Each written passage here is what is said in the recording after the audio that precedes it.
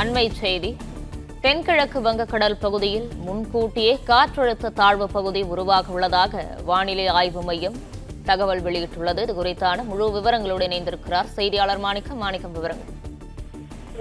தென்கிழக்கு வங்கக்கடல் பகுதியில வரக்கூடிய 24ஆம் தேதி வாக்கில் ஒரு புதிய காற்றழுத்த தாழ்வு பகுதி உருவாகக்கூடும் என இந்திய வானிலை ஆய்வு மையம் முன்பு கணித்திருந்தது.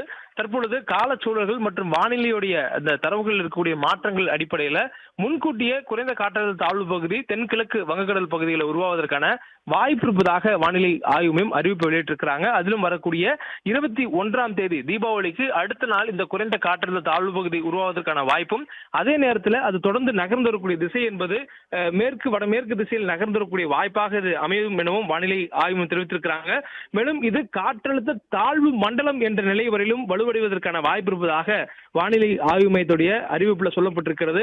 முன்னதாக 24ஆம் தேதி வாக்கில் இது உருவாகி மேற்கு வடமேற்கு திசையில தொடர்ந்து 48 மணி நேரத்தில் நகர்ந்து தமிழ்நாட்டினுடைய கடலோர பகுதிகளை வந்து அடையும் எனவும் அது மேலும் வலுவடைவதற்கான வாய்ப்பு இருப்பதாகவும் வானிலை ஆய்வும் கணித்திருந்தாங்க.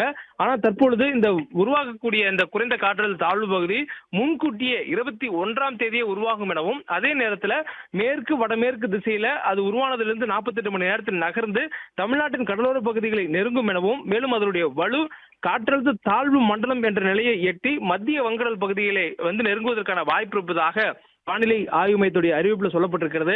இதன் காரணமாக வட தமிழ்நாட்டில் பரவலாக மழைக்கான வாய்ப்பு அதிகரிக்கக்கூடும் என்று கணிக்கப்பட்டிருக்கிறது. தற்பொழுது வங்கக்கடலில் உருவாகக்கூடிய அந்த சாதகமான சூழலினால நமக்கு மழை அவ்வப்போது விட்டு விட்டு பெய்யக்கூடிய வாய்ப்பாக இருக்கும் எனவும், அதே நேரத்தில் தென்கிழக்கு அரபிக்கடலில் உருவாகி இருக்கக்கூடிய குறைந்த காற்றழுத்த தாழ்வு பகுதி தற்பொழுது மேற்கு வடமேற்கு திசையில் நகர்ந்து ஆழ்ந்த காற்றழுத்த தாழ்வு பகுதியாக உருவாகி நகர்ந்து வருகிறது. இந்த சூழல்ல தமிழ்நாட்டிற்கு மழைக்கான வாய்ப்பு பல்வேறு காரணிகளால மழை விட்டு விட்டு பெய்யக்கூடிய சூழல்ல அடுத்து வரக்கூடிய நேரங்களில் தமிழ்நாடு முழுவதும் பரவலாக இருக்கும் எனவும், ஓரிரு இடங்களில் வலுத்து பெய்யக்கூடிய வாய்ப்பு இருப்பதாகவும் வானிலை ஆய்வு தெரிவித்திருக்கிறாங்க. தற்போதைய சூழல்ல 21ஆம் தேதி புதிதாக ஒரு குறைந்த காற்றழுத்த தாழ்வு பகுதி உருவாக இருக்கிறது. அதிலிருந்து உருவானதிலிருந்து 48 மணி நேரத்தில் மேற்கு வடமேற்கு திசையில மத்திய வங்கக்கடல் பகுதிகளில் தமிழ்நாட்டினுடைய கடலோர பகுதிகளை நெருங்கி வரக்கூடிய வாய்ப்பு இருக்கிறது. அது காற்றழுத்த தாழ்வு மண்டலம் என்ற அளவில் அதனுடைய வலு அதிகரிப்பதற்கான வாய்ப்பும் இருக்கிறது. இதன் காரணமாக தமிழ்நாட்டின் வட கடலோர மாவட்டங்கள் மற்றும் வட மாவட்டங்கள்ல வடகிழக்கு பருவமழையினுடைய தீவிரம் சற்று அதிகரிப்பதற்கான வாய்ப்பு 21ஆம் தேதிக்கு பிறகாக இருக்கும் என்பதும் வானிலை ஆய்வு மையத்துடைய தற்போதைய தகவலாக இருக்கின்றன.